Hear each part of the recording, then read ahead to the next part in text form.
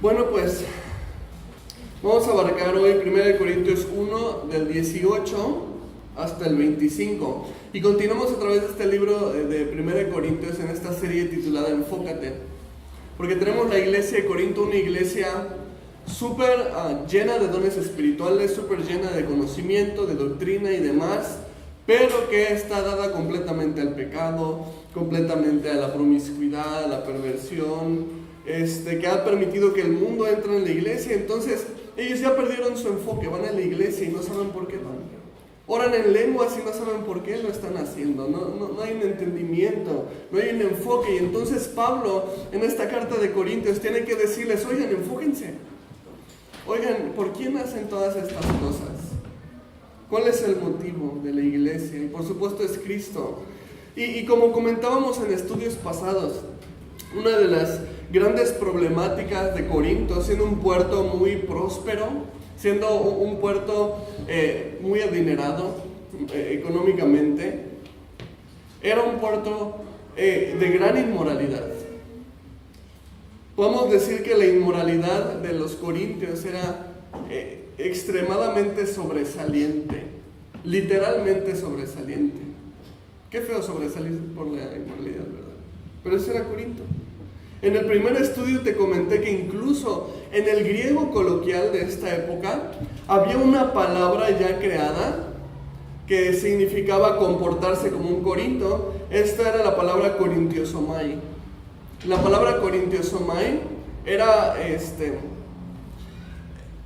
empleada de muchas maneras. Por ejemplo, para una mujer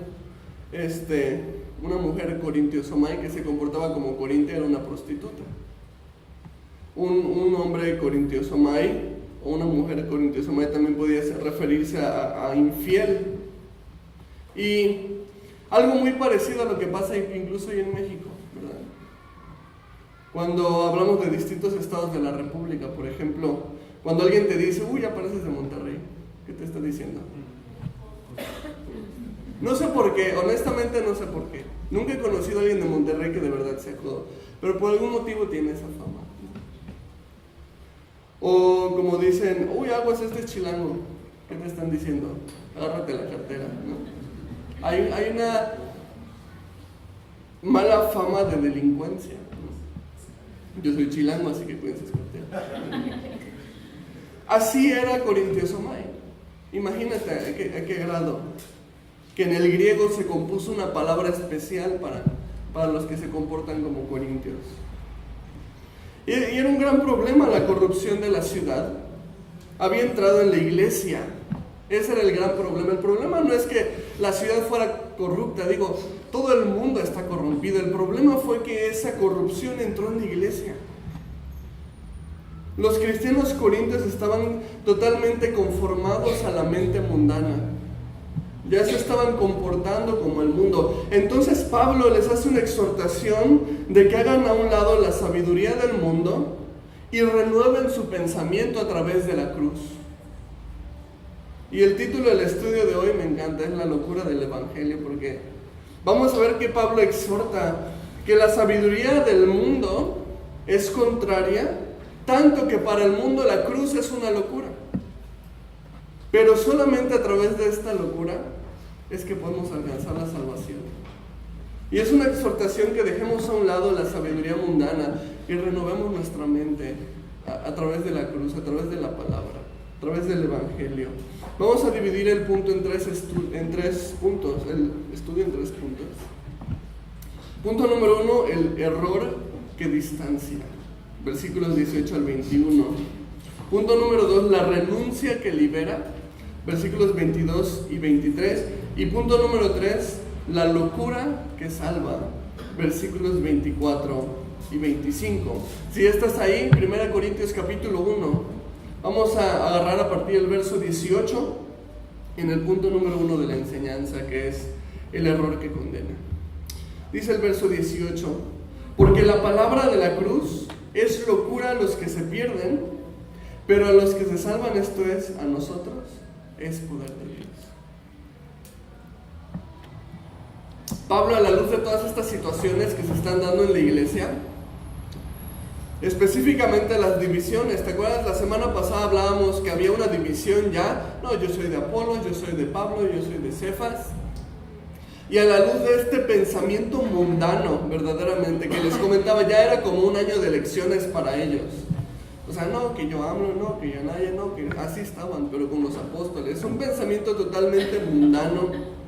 Entonces, Pablo empieza a desarrollar una idea bien peculiar, en el que bajita la mano le van a decir que sí están locos, pero empieza un discurso de lo que es la locura para el mundo y lo que es la locura para Dios. Para el mundo el evangelio es una locura. Dice aquí, la palabra de la cruz es locura para los que se pierden, pero para los que se salvan, esto es a nosotros, es poder de Dios. Para el mundo el evangelio es una locura, pero para nosotros es poder de Dios. La idea es que el pensamiento del mundo está totalmente volteado en contra del pensamiento de Dios. El pensamiento mundano y el pensamiento bíblico no pueden cohabitar juntos. Y ese es el discurso de Pablo ahorita. El problema es que estos corintios se están comportando como mundanos. Por lo tanto, su mente y su manera de pensar está totalmente desligada de la manera de pensar de Dios. Entonces son cristianos que piensan como mundanos. Tú dices, caray, ¿eso es posible? Mira la iglesia de hoy.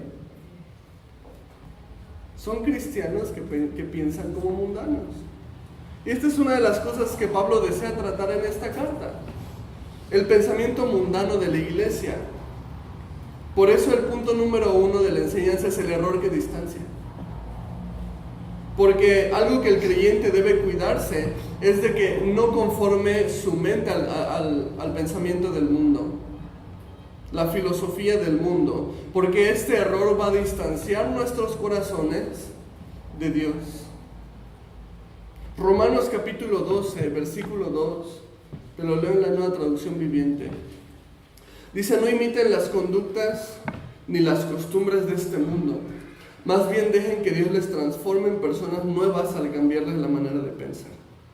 Entonces aprenderán a conocer la voluntad de Dios para ustedes, la cual es buena, agradable y perfecta.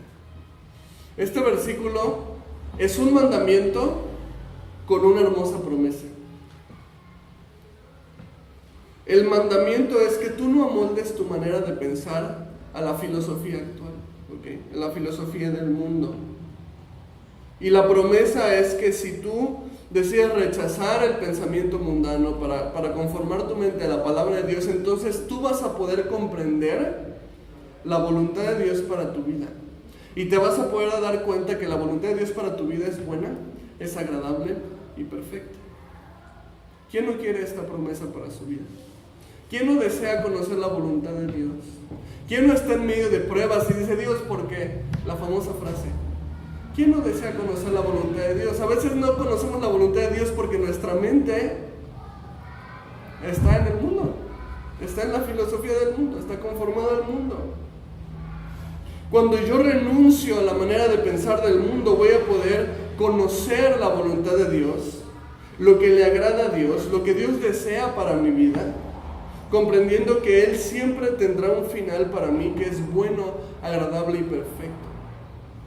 Pero si yo me amoldo al mundo y hago lo opuesto, no voy a aprender la voluntad de Dios. No voy a hacer lo que a Dios le agrada, sino que voy a estar haciendo lo que al mundo le agrada. Y no voy a conocer el propósito de Dios para mi vida. Te pregunto, ¿estás haciendo lo que a Dios le agrada o lo que al mundo le agrada? Lo que es verdaderamente alarmante en todo esto no es que es posible que un cristiano viva de esta manera, porque sí es posible, pero eso no es lo más alarmante. Es un cristiano mundano. Lo más alarmante es la cantidad de cristianos mundanos que hay hoy en la iglesia. Eso es lo que de verdad es alarmante. No tanto que sea posible, es posible, pero lo que es increíble es ver cuánto cristiano mundano hay en la iglesia. Eso es lo que espanta, eso es lo que asusta. El cáncer de la mentalidad mundana está en el enfoque en sí mismo. Estos términos autoestima, ¿no?, que centran la atención en ámate, sé feliz, valórate, están creciendo generaciones totalmente ególatras. Todo es en mí, yo, para mí, mi felicidad. Y este cáncer destruye a los creyentes. Porque ¿en dónde quedan las palabras cuando Jesús dijo: si alguno quiere venir en pos de mí, niéguese a sí mismo? Eso y el mundo es totalmente opuesto. No, lo que me hace feliz. ¿Qué? Jesús dijo: niégate. O sea, haz lo opuesto. Dios no, tampoco quiero decir que Dios quiere hacerte infeliz. Pero para que tú puedas comprender la voluntad de Dios, tienes que aprender a renunciar a ti mismo. ¿Dónde quedan las palabras de Pablo cuando dice que no hagan nada por contienda, por vanagloria, sino que estimen a los demás como superiores a sí mismo? ¿Dónde queda la filosofía del mundo en esto? No entra. Que yo trate a alguien como superior a mí, eso es una violación a mis derechos humanos. Eso es una violación a mi autoestima. ¿Cómo voy a valorar a alguien más que a mí mismo? Primero tengo que amarme a mí mismo. No estoy en contra de la psicología, ¿ok? Tampoco puedo decir que estoy totalmente de acuerdo. Pero hay un daño muy grande que ha ocasionado una psicología mal aplicada hoy en día. Un daño horrible. Ponerle nombre a las cosas para justificarlas. Hoy en día, tu pecado puede recibir un nombre, un diagnóstico, y eso te justifica: pues es que yo tengo esto y ni modo, eso es lo que hago. Yo lo vi clarísimo trabajando en una escuela, en un área de educación especial. Niños que traté con déficit de atención, con hiperactividad, con autismo, con síndrome de Down, etc. En el proceso de aprendizaje. Infinidad de casos. Cuando yo le hablaba a un papá, le daba una cita a un papá por el mal comportamiento de su hijo, adivina qué decía. No, es que es hiperactivo. Entonces tiene permiso de pegarle a su compañero. No, es que tiene síndrome de Down. Un diagnóstico se convirtió en una justificación. ¿Ves? Como tiene esto, hace esto. Y la realidad que yo comprobé es que un diagnóstico no hace un niño malcriado. Un papá hace un niño malcriado. Porque cuando un niño era sometido en disciplina, créeme que su comportamiento cambiaba completamente. Pero esto es lo que el mundo pretende hacer: justificar el pecado. Ponerle un nombre a las cosas y así crear una justificación.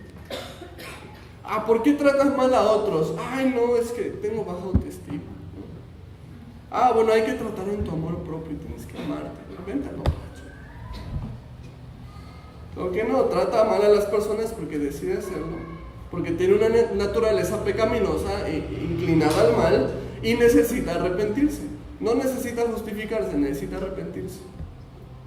No puedo perdonar porque, ¿sabes? No me he perdonado a mí mismo. La razón por la que no puedes perdonar es porque no quieres.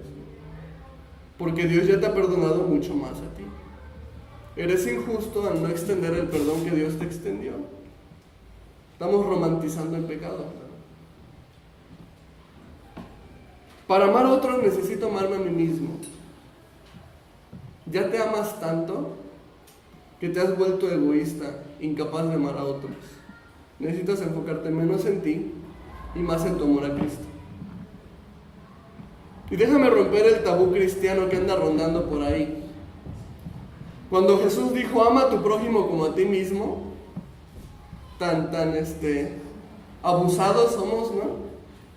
Que ya decimos: ahí está el principio de que me tengo que amar a mí mismo, porque tengo que amar a mi prójimo, pero como a mí mismo. Entonces, ¿qué significa eso? Que si yo me amo poquito, voy a poder amar poquito a las demás personas, ¿no? Déjame romper ese tabú. Jesús no se refería a eso. Jesús se refería a que ya te amas tanto a ti que necesitas aprender a amar así a las demás personas. El enfoque de Jesús nunca fue un amor propio, fue un amor horizontal a las demás personas.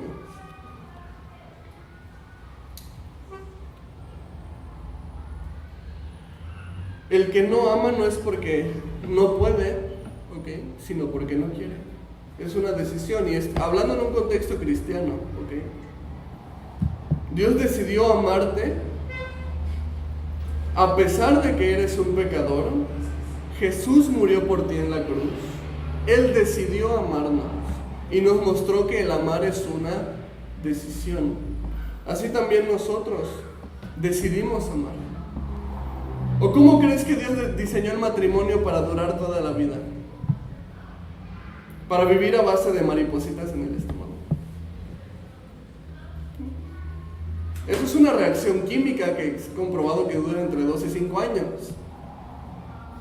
Pero tomar la decisión de amar, eso sí dura toda la vida.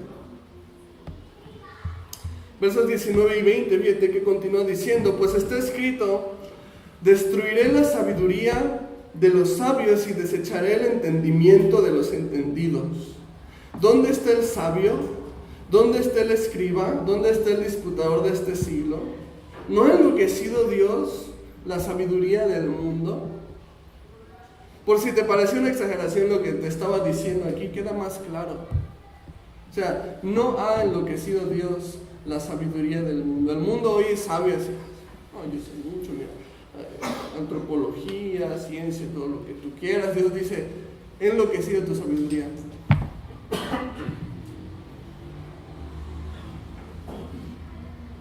Y la razón por la que es incómodo escuchar este tipo de mensajes es porque te estoy quitando las justificaciones que te habías hecho para pecar. Ese es el meollo del por qué es tan incómodo escuchar estos temas y el por qué es tan poco predicado en las iglesias estos temas. Porque la palabra de Dios lo que hace es quitarnos toda justificación para arrepentirnos, confesar nuestro pecado y pedir perdón, y entonces sí ser justificados, pero por aquel que debe justificarnos, no por nosotros mismos. El mundo te quería vender una salida fácil. ¿Tratas mal a tu esposo? No te preocupes, él tiene la culpa. No te da lo que tú te mereces. ¿Sacaste malas calificaciones? No, es el maestro. Pobres maestros. Salen más regañados que los alumnos ya. No, es culpa del maestro, que no te explicó bien, que no te dio lo que necesitabas para el examen. Justificaciones, salidas fáciles, pero cuando venimos al Evangelio, el Evangelio te quita toda excusa. Eres pecador y necesitas arrepentirte. El mundo te ofrece salidas fáciles, sin embargo, el Evangelio te ofrece una solución permanente. Verso 21. Pues ya que en la sabiduría de Dios el mundo no conoció a Dios mediante la sabiduría, agradó a Dios salvar a los creyentes por la locura de la predicación, por algo que ahora sí para el mundo es una locura. No vas a encontrar a Dios mediante la sabiduría de este mundo. Estas salidas fáciles nunca te van a llevar a la voluntad de Dios.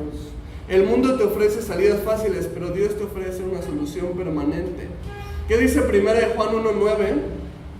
Si confesamos nuestros pecados. No dice si diagnosticamos nuestros pecados. No dice si justificamos nuestros pecados. Dice si confesamos nuestros pecados. Él es fiel y justo para perdonar nuestros pecados y limpiarnos de toda maldad. Arrepiéntete, confiesa tu pecado y Dios te va a limpiar de él. Pero mientras sigas justificándote, no estás permitiendo que Dios trabaje en tu vida. Así que el error que te va a distanciar es tener tu mente conformada al pensamiento del mundo, la sabiduría, la filosofía del mundo. Eso es lo que tiene a la iglesia de Corinto en este momento en división y en toda clase de perversidades. La filosofía de afuera se les había metido en la iglesia. Ellos tenían que sacarla y nosotros tenemos que sacar la filosofía del mundo de nuestras iglesias. Ahora, avanzando un poquito más en el estudio, vamos al punto número 2, que es la renuncia que libera. ¿Okay? Ya vimos el error que distancia. Ahora vamos a ver la renuncia que libera. Versículos 22 y 23 dice: porque los judíos piden señales y los griegos buscan sabiduría, pero nosotros predicamos a Cristo crucificado. Este es el Evangelio. Para los judíos ciertamente tropezadero, para los gentiles locura. Entonces dice aquí Pablo, bueno, muchos buscan muchas cosas. La palabra de Dios nos dice que el mundo tiene comezón de oír. El mundo va a querer escuchar lo que le endulza el oído, lo que hazme sentir bien. Hazme sentir bien conmigo mismo. Dime que soy un campeón. Pero dice Pablo, no. Los judíos quieren señales, los griegos quieren sabiduría, pero nosotros traemos a Jesucristo crucificado y ese es nuestro mensaje. El mensaje de la cruz no siempre te va a hacer sentir bonito. ¿Sabes por qué? Porque somos pecadores y cuando la palabra nos confronta con el pecado, eso no te va a hacer sentir bien. Te va a tener una convicción de que necesitas arrepentirte. Cuídate de esos mensajes que sales y qué bonito se sintió. Cuídate de esos mensajes. No digo que no los hay. El mensaje de la cruz es el mensaje de amor más grande y nos hace sentir amados. Pero si no te confronta en el pecado, pues entonces no es el mensaje completo. El Evangelio requiere que renunciemos a algo. Pablo dice aquí que los judíos pedían señales y los griegos pedían sabiduría. Dos cosas súper características de ambos grupos. ¿Por qué? Te explico. El judío era religioso. El fariseo, si tú lees el Evangelio, la señal de santidad, sus ropas espléndidas que ellos vestían, eran unas cosas hermosas, las vestimentas de los fariseos, señales externas de santidad. Hacían largas oraciones en público y Señor, gracias porque doy todos mis diezmos, y Dios, gracias porque no nací publicano o no soy publicano. Sus señales eran guardar el sábado, seguir todas sus dietas. Entonces cuando llega el Mesías y se topan con un Mesías que es totalmente humilde, un Mesías que es totalmente sencillo, pues todo el teatro se les viene abajo. Toda esta santidad, estas señales externas se les vienen abajo. El Mesías que sabe que ayudar a tu prójimo es más importante que guardar el día de reposo. El Mesías que sabe que orar en secreto es más importante que tú ores en público muy elocuentemente, con oraciones rebuscadas. Si ese era el Mesías, este hombre humilde y sencillo, ellos tenían mucho a qué renunciar. Tenían que renunciar a todas estas señales, a esta falsa santidad, para ser ellos humildes. Entonces Pablo dice aquí, pues los judíos pedían señales, claro que sí, de eso vivían. Por otro lado, los griegos, dice aquí que pedían sabiduría. Ellos eran intelectuales. Grecia, en el siglo I, la capital del pensamiento filosófico, el intelectualismo, buscando siempre un conocimiento oculto, siempre algo más profundo. Entonces vienes a decirles que la cruz trajo salvación a la humanidad. ¿Qué clase de sabiduría era esta? Para ellos, la cruz era lo equivalente a nosotros hoy en día a una silla eléctrica. O sea, que la silla eléctrica me trae salvación, ¿qué te pasa? Eso no tiene nada de intelectualidad. Ese mensaje no me interesa. Ciertamente era una locura para los griegos. Entonces, si ese era el Mesías, los griegos tenían que renunciar a su intelectualismo. Así que, tanto para los judíos como para los griegos, les era requerido renunciar a algo. Unos a la religiosidad, otros al intelectualismo. Curiosamente, no ha cambiado hoy en día. La cruz te pide que renuncies a tu religiosidad, ¿sabes? Muchos ven la cruz como la religión, no, la cruz te pide que tú renuncies a tu religiosidad. Y lo mismo a tu intelectualismo. Vivimos en una cultura donde es totalmente dada a la religiosidad. Por ejemplo, dejar de orarle a los santos es considerado una traición para nuestra cultura religiosa. Pero si en verdad amamos a Dios más que nuestra religiosidad, tenemos que rendirnos a lo que su palabra nos dice. Salmo 115, versículos 4 al 8. Dice la palabra de Dios: los ídolos de ellos son plata y oro, obra de manos de hombres. Tienen boca, mas no hablan; tienen ojos, mas no ven; orejas tienen, mas no oyen; tienen narices, mas no huelen; manos tienen, mas no palpan; tienen pies, mas no andan; no hablan con su garganta. Semejantes a ellos son los que los hacen, y cualquiera que confíe en ellos. Dios sigue pidiéndonos que renunciemos a nuestra religiosidad hoy en día para poder conocerle verdaderamente. Pero vivimos en una cultura que ama más la religión que a Dios. Necesitamos más de Dios, menos religión. Aún entre cristianos, necesitamos renunciar a nuestra religiosidad, cristianos.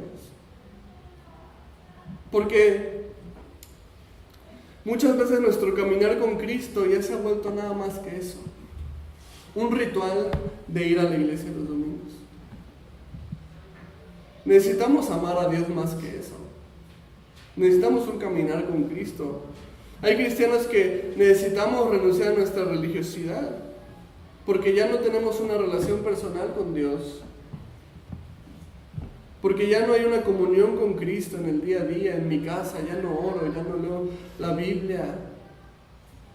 Nos hemos vuelto religiosos, y como religiosos lo que hacemos como cristianos es venir los domingos a la iglesia y juzgar a los pecadores. En eso se ha convertido el cristianismo religioso. Qué tristeza. Necesitamos arrepentirnos de nuestra religiosidad. Era lo que le había pasado a los corintios. Por eso Pablo les recuerda desde el versículo 9, desde el primer estudio que vimos, Pablo les recuerda: fiel es Dios que nos ha llamado a la comunión con su Hijo Jesucristo. A la comunión con su Hijo Jesucristo, no a la religión de su Hijo Jesucristo, a la comunión con su Hijo. Lee tu Biblia en tu casa. Ten una relación personal con Dios. Disfruta tus tiempos con Dios. Disfruta cuando Dios te habla. Búscalo diario en oración. Los judíos tenían que renunciar a su religiosidad. Los griegos tenían que renunciar a su intelectualismo. He conocido personas que en verdad su intelectualismo es un estorbo para que ellos conozcan a Dios. Les es tropiezo para venir a Cristo. Tengo familiares que su intelectualismo es el más grande tropiezo. Y no nos queda más sino orar, darles buen testimonio y estar listos para presentarles el Evangelio en cualquier momento. Porque si tú te has topado a una de estas personas muy intelectuales que ridiculizan la fe, a lo mejor tú piensas: no, quién sabe cuándo voy a poder alcanzar a esta persona con el Evangelio. O sea, es durísimo. Pero aún la persona más intelectual no deja de tener una necesidad de Dios en su corazón. Aún la persona con más conocimiento, que te puede debatir de todo, Dios creó a esa persona con un vacío que solamente Él puede llegar. Y entonces cuando esta persona siente este vacío, va a necesitar que tú le hables de Cristo.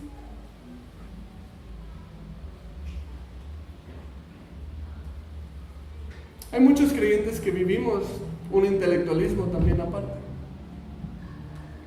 porque queremos más en nuestra mente que en la palabra de Dios. Y Dios nos llama a renunciar a este intelectualismo.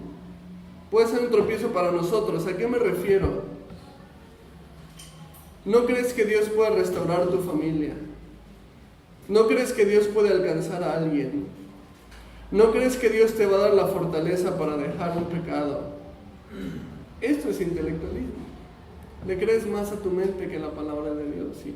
Y también necesitamos arrepentirnos de esto porque estorba nuestra fe. Finalmente, este segundo punto le puse la renuncia que libera, porque es algo a lo que tenemos que renunciar. Y cuando renunciamos por fin a esto que nos estorba, vamos a ser liberados verdaderamente de las ataduras de la religiosidad que nos hace orgullosos, o esa atadura del intelectualismo que estorba nuestra fe. ¿Ya hemos visto el error que distancia? La renuncia que libera. Vamos al último punto de la enseñanza. La locura que salva. Mi punto favorito. Versículo 24.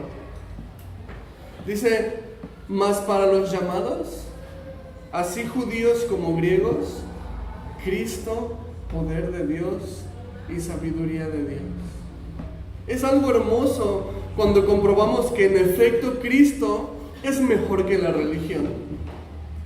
Cuando comprobamos que en efecto Cristo es mejor que la sabiduría del mundo. Es algo hermoso cuando nos damos cuenta de esto. Para los judíos que decidieron creer, Pablo menciona que ellos pudieron comprobar que Cristo en efecto era el verdadero poder de Dios. Ellos que pedían señales. Esos fariseos que le decían a Jesús: danos una señal y creeremos que tú eres el Hijo de Dios, ¿no? Pedían señales. Pero cuando renunciaron a esto para confiar en Cristo, aquellos judíos que rindieron su vida a Él, pudieron comprender que Cristo mismo era la señal, no necesitaban más señal. Él era el poder de Dios. El judío creía en la ley, pero no podía cumplirla. El gran problema.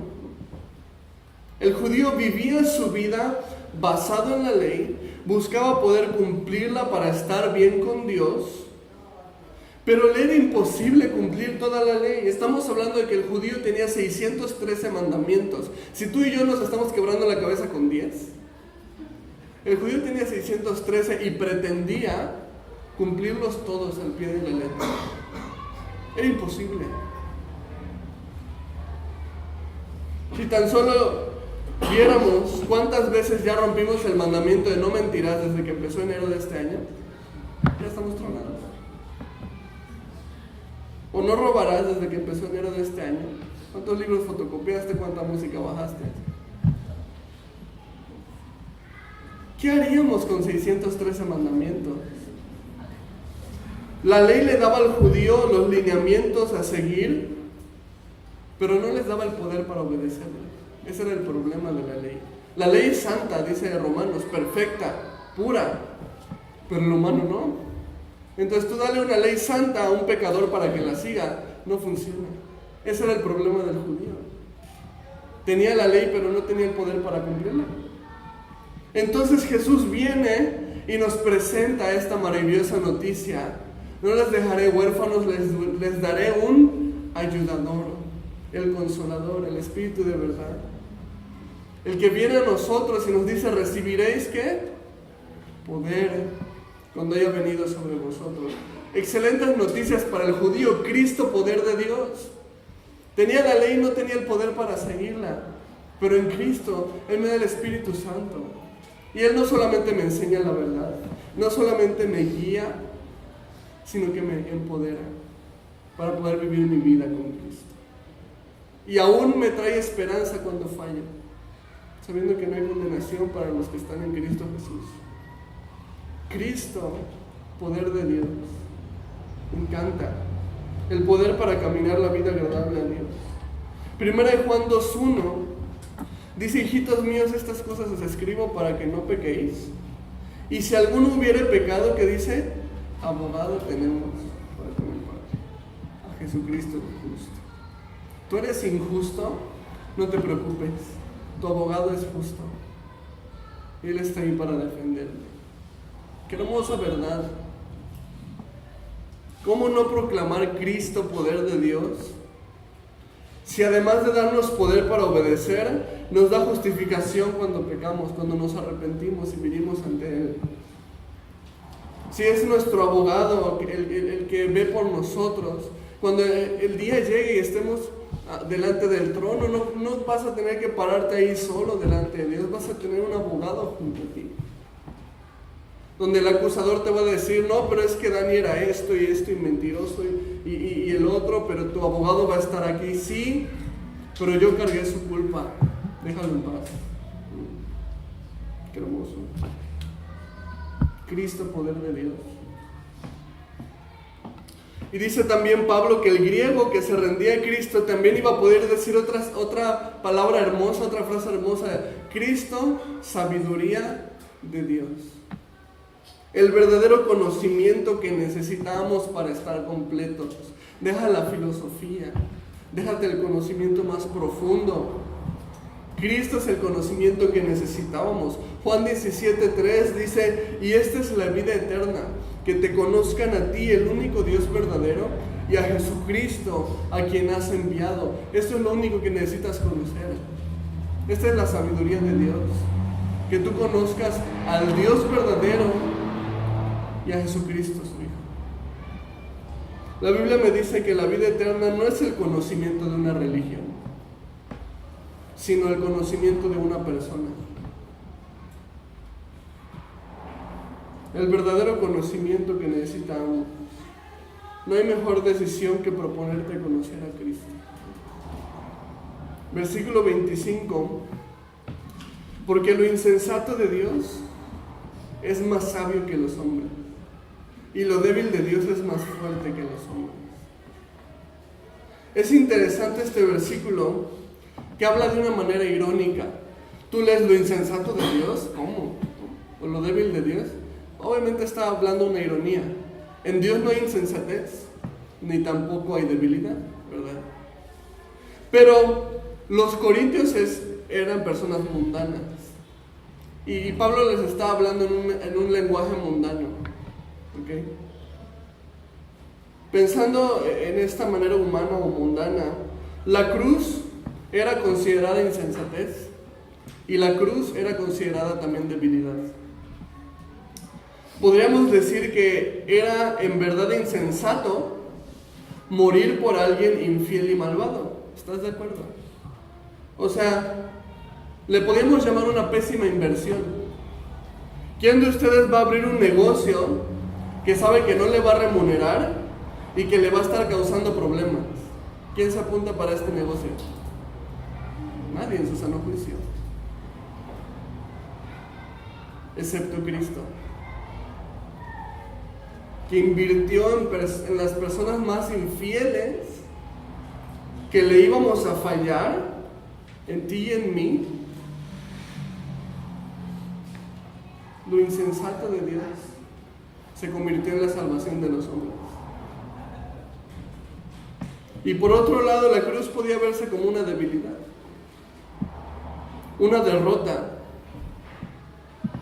Pagar el precio más alto, su propia vida, dejarse asesinar por su propia creación. ¿Has puesto a pensar en eso, lo que Cristo hizo? Su propia creación, o sea, esos hombres que Él creó desde el vientre de su madre. Crucifíquenme. Su propia creación. Ese árbol que Él creó y formó, cortado para formar una cruz. Cuélguenme aquí. Cuélguenme en mi propia creación. Esos clavos que fueron sacados de una mina que Él mismo formó, atraviésenmelos aquí, con lo que yo mismo creé,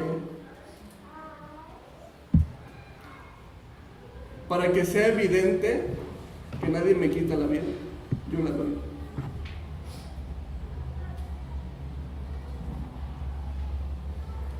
Su propia creación crucificándole. Podía verse como una debilidad. Pero aquí está lo hermoso de todo esto. Lo insensato de Dios es más sabio que los hombres. Esta insensatez de una inversión de algo que no vale la pena, un negocio que no te va a dejar nada, más que problemas. Esta insensatez es lo que nos ha dado la oportunidad a ti y a mí de una oportunidad de salvación y de vida eterna. y lo débil de Dios, que es más fuerte que los hombres. Cuando Cristo estaba colgado en la cruz, físicamente en su momento más débil, emocionalmente destrozado, visualmente hecho trizas, irreconocible por los golpes y por el maltrato, Dios en su momento más débil es el poder más grande que conocemos. Es lo más poderoso que ha habido y que habrá para salvar al mundo. Esto es lo que llamó Pablo la locura del Evangelio. Sí que es una locura. Y es aquí donde glorificamos a Dios. Porque lo más débil de Él fue más fuerte que nosotros. Porque Cristo en su mayor debilidad fue capaz de hacer lo que ningún hombre, ni aun el hombre más fuerte, hubiera podido hacer, que era pagar el precio de nuestros pecados. Cristo, poder de Dios. Cristo, sabiduría de Dios. Él es el camino, Él es la verdad y Él es la vida. Concluyendo el estudio, vimos 3 puntos. El error que distancia. Los corintios habían sido distanciados de la voluntad de Dios porque el pensamiento mundano de la ciudad entró en la iglesia. Ellos permitieron esto. Nosotros debemos cuidar nuestra mente, que no sea conformada al mundo, que la ideología de afuera no se meta aquí, sobre todo que no se meta aquí. 2, vimos la renuncia que libera. Los judíos tuvieron que renunciar a su religiosidad. Los griegos tuvieron que renunciar a su intelectualismo. Nosotros necesitamos renunciar también a estas cosas. Esta religión que nos separa de la relación personal con Dios, que nos hace orgullosos, que nos hace juzgones. Renuncia a tu religiosidad, cristiano, y a tu intelectualismo que te dice Dios no va a poder hacer esto. Créele a Cristo. Por último, vimos la locura que salva. Lo insensato de Dios es más sabio que los hombres. Lo débil de Dios es más fuerte que los hombres. Cristo en la cruz es la sabiduría que nos permitió reconciliarnos con Dios y el poder que nos otorgó la salvación. Y este es el mensaje que predicamos: que Cristo, siendo Dios, se hizo hombre, vivió una vida perfecta, lo que tú y yo no podemos hacer, para que, siendo perfecto, muriera en la cruz cargando tus pecados y mis pecados, recibiendo el castigo que tú y yo nos merecíamos, porque la paga del pecado es muerte. Y Él fue sepultado, pero no se quedó en la tumba. Él resucitó, demostrando que efectivamente es Cristo poder de Dios, no solamente para perdonar los pecados del hombre, sino para vencer la muerte del hombre. Y Él nos ofrece vida eterna juntamente con Él. Esa es la locura del Evangelio. Pero sabes, el Evangelio es predicado a todo el mundo, pero no es para todo el mundo. El Evangelio es solamente para todo aquel que cree.